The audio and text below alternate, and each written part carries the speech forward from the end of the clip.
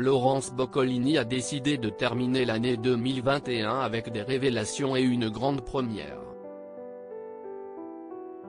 Tout d'abord, elle a fait savoir lors d'une interview accordée à Télé 7 jours, qu'elle était divorcée de Michael Faccaillo, père de sa fille Willow, 8 ans. En couverture du magazine, elle avait aussi choisi de prendre la pause pour la première fois avec son enfant. Évidemment, on ne la voit pas vraiment.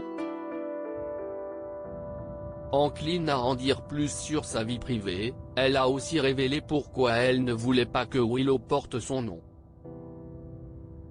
Elle ne s'appelle pas Boccolini, et pour moi, c'est très important. Son histoire ne m'appartient pas, je ne veux pas qu'elle me reproche, un jour, de l'avoir trop exposée. Quand je lui explique que certains pourraient l'embêter parce qu'elle est ma fille, elle ne comprend pas toujours. Quand elle était petite, elle avait peur des gens qui venaient me voir, me faisaient des accolades ou m'embrassaient. Cela la mettait très mal à l'aise. Et ça, je ne veux pas qu'elle le vive mal, car elle n'a pas choisi d'avoir une maman médiatisée, explique celle qui officie à présent sur France 2. Si Willow a été déstabilisée en voyant la notoriété de sa mère dans la rue, elle se fiche beaucoup plus du fait que ses camarades puissent voir sa maman à la télévision. Comme le confie Laurence Boccolini, la seule fois où sa fille a été fière d'elle à la télé c'est lorsqu'elle a gagné Mask Singer en 2019, elle incarnait la licorne.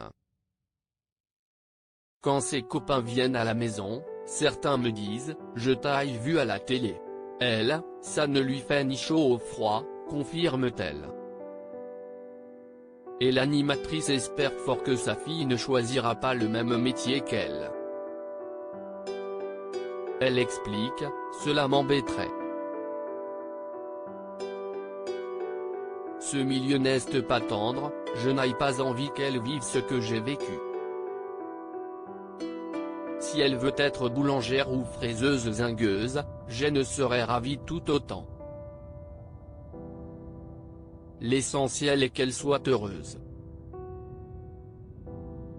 Seul l'avenir nous dira ce que Willow a choisi. Mère célibataire et travaillant beaucoup, Laurence Boccolini a appris à faire face aux imprévus.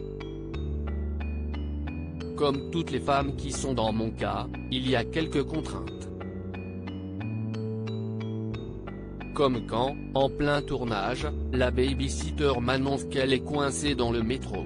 C'est une angoisse permanente, une charge mentale énorme, mais c'est un choix qui a aussi de super côtés, car ma fille est heureuse et équilibrée, raconte-t-elle.